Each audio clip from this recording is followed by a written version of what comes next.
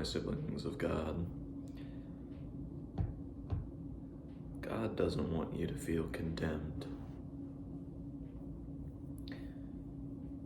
He brings us a peace and a steadiness in our lives that is out of pure love, even with the evil that resides within us.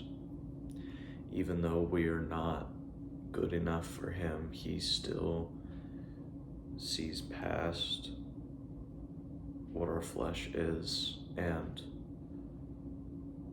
what our spirit can be and is.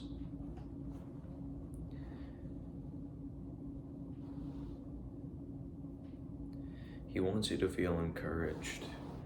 He wants you to feel wanted and loved, just as He does. He wants you to sing to Him, to pray to Him, to study, the many years of Him speaking through different people.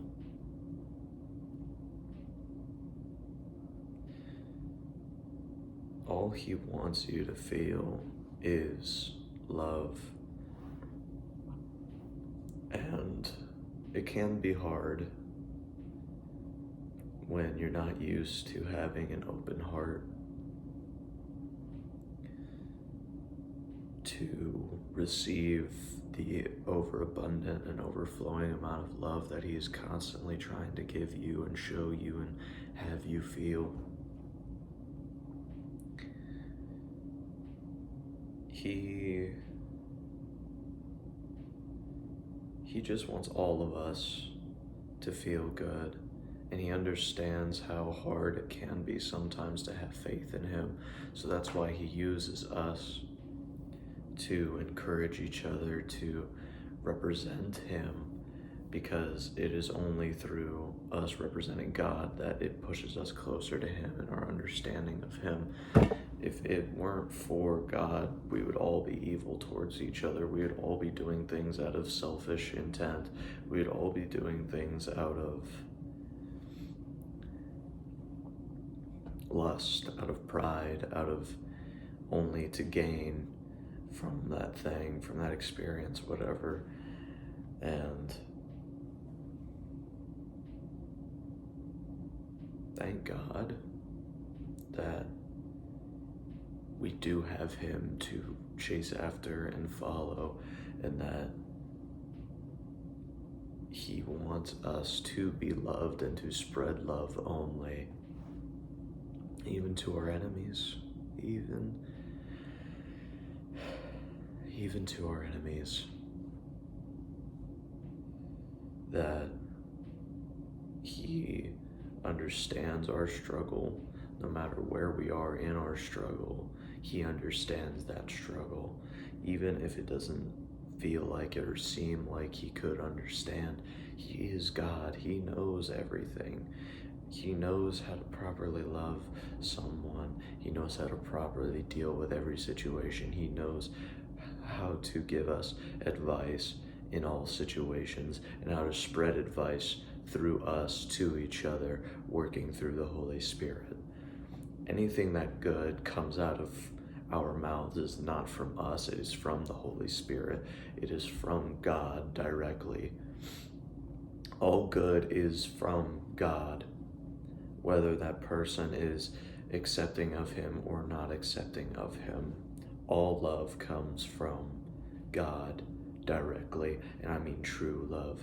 People can emulate love, and they can understand the actions of love, but they're not going to feel love. They're not going to want that never-ending, everlasting love. It's why so many people have made love so material, because it's not love, it's lust. It's satisfying each other's lusts.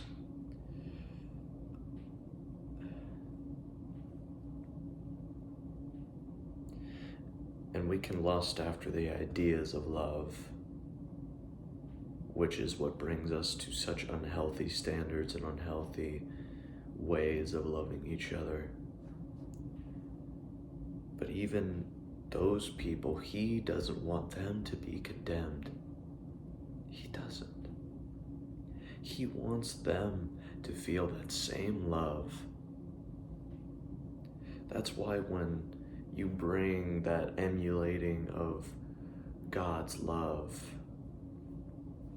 and you let that love that he gives to you outflow into the rest of the world, it's why it's so important to do so.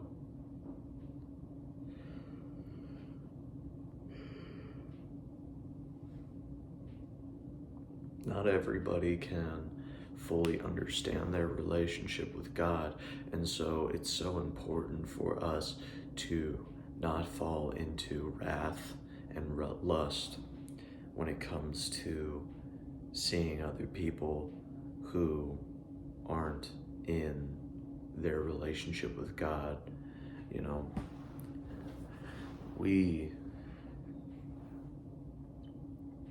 not supposed to condemn each other because God is not trying to condemn us, right? If we keep showing the evil parts of us and not the good that comes from Christ living within us, then how are we going to properly spread God? How are we going to properly spread the mission that he is on, which is only to spread love and to bring everybody to God and to bring everybody back to new heaven and to new earth?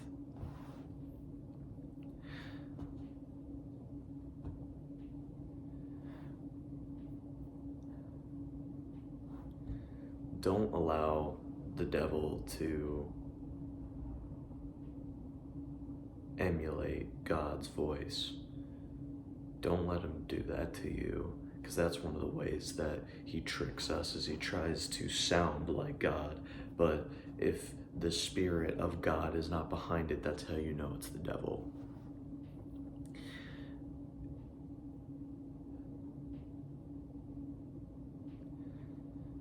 The evil one only wants to accuse you of condemnation because he is eternally condemned, and he is jealous and angry that we get the chance to be saved, because he was designed in a certain way where your decisions are eternal when you're an angel.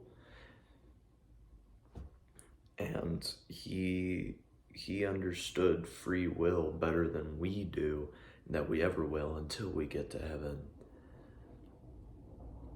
So how much more evil is he to do what he has done with us and to do what he keeps doing to us, trying to condemn as many people as he can he preys on our ignorance, right? He is a lion that goes around stalking his prey. He's waiting for the moment to pounce on you to make you feel like you're condemned and that God hates you. He hates the wicked. The wicked are the ones who continuously choose to follow their own heart, their own, way, their own evil thoughts. Even if they have an idea of who God is, and they still choose that they read the Bible and they still choose their own wicked ways instead of being saved.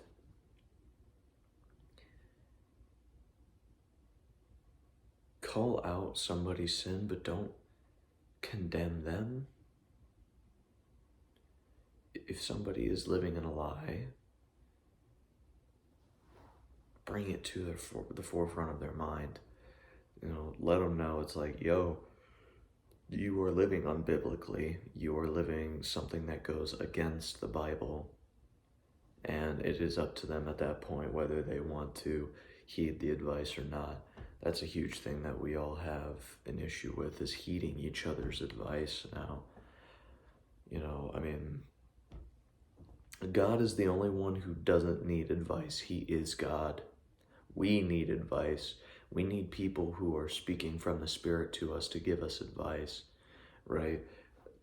I understand, ignoring carnal advice, because it's like, how much does it really truly benefit you? But when it comes to somebody coming in the Spirit, talking with the Spirit, through the Spirit, you shouldn't ignore it. We're supposed to be helping each other push closer to the truth, the way, the life, and that is all God, that is all Jesus. Stop condemning one another because you put yourself on the same level of the evil one. Love each other, and you will put yourself on a path to being better for God. Love each other endlessly. Pray to God for that love and that strength to continue doing that, no matter who it is, even your enemies. Even your enemies. God bless you all. I love you all. And I will see you later.